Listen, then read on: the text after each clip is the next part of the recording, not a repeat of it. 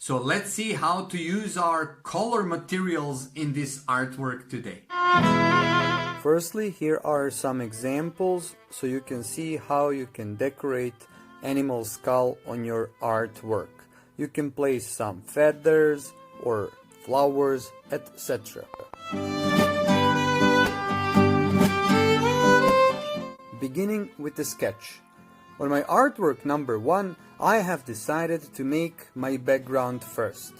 Background on this artwork will be abstract,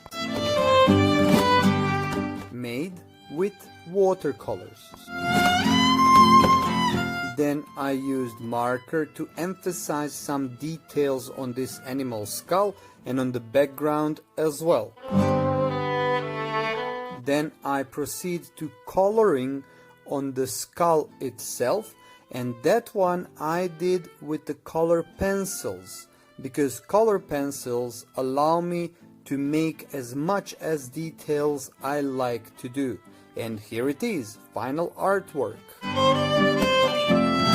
Artwork number 2 sketch, and this time I have decided to color skulls first, and for that I use color pencils from same reason, so I can make as much as details I like.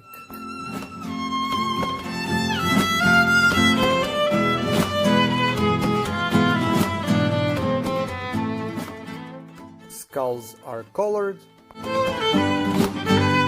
Begin working on a background with my watercolors. And at the end, emphasize couple of details with the black marker. I would like to see you using some of the skills we developed on our previous lessons, and not neither with idea or technique copy mine or Georgia O'Keeffe artworks. My artwork is finished. Let's see how your will look like.